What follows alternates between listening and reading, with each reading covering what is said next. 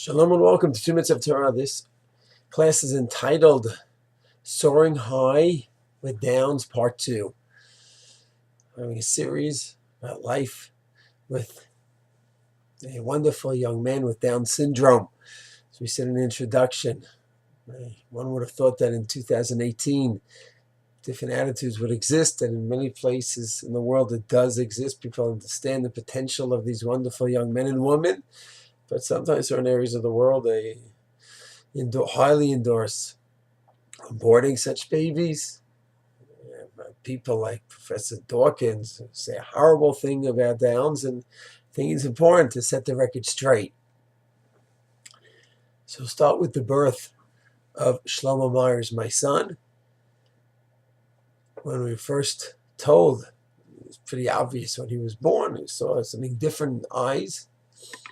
Right away, I saw the nurse looking that there's something different with the baby, and I went over to the nurse, what's doing? Everything fine? And she said, well, we'll see, and officially couldn't say anything until they do the proper test, the blood test and all that, before she says anything about his status.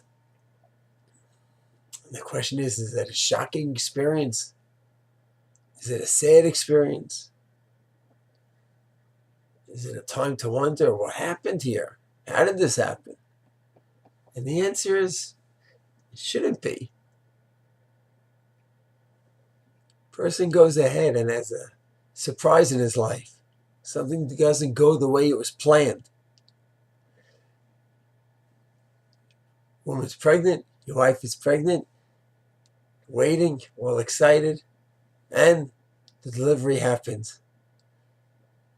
Of course, everything should be fine. It should be, quote, a regular, normal baby. Now think of that for a moment. Special needs kids are born every day, every minute, all around the world. And we all know that. We all know, for example, this is about Downs, so we all know that there's Downs kids born in our neighborhood. But somehow we have the feeling, the understanding, almost a deal between us and God that the special needs kids will be elsewhere. Born to our neighbor, a cousin, someone else around the world, but not to me. Because for me, everything's just going to be, quote, regular and normal, and exceptional things and challenging things. That's for others. And it's not a normal attitude. It's not a healthy attitude. It's a bit of a narcissistic attitude, if you think of it. If one never expects such a possibility, and when it happens, one thinks, how could this happen to me? What did I do?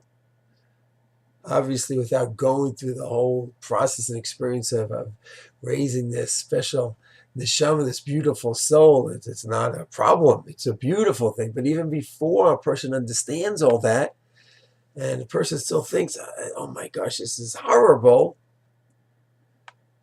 it's not a very normal attitude. It's normal, but it's not a very healthy spiritual attitude to think that these kinds of things happen only to everyone else. And somehow it would never happen to me. This is something that happens to a certain amount of people in the world. And you have to always expect in life the unexpected. And it's a bit self-centered and arrogant to think that the unexpected only happens to others, and never to me. Therefore, I remembered when he was born 12 years ago, Shlomo, I tried, I hoped, I believed wholeheartedly. Wonderful gift from God. And it's a gift that a certain amount of people have, and a challenge a certain amount of people have. And now this is our challenge. And I certainly worked hard to believe that not for a second, how could this happen to me? So I think the message here that I'm trying to give, not just regarding Downs, but anything that seems a little bit different than normal, a person should never go ahead and be comfortable when it happens to everyone else. But if it happens to him, to yourself, something wrong. Hey, God, what's going on?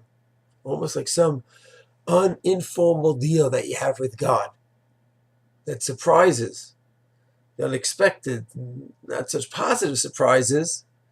That's for others, never for me. What is for you Whatever God deals, whatever you are dealt with that comes from God, that's for you. And you have to understand that and appreciate it and take the challenge and run with it. Shalom.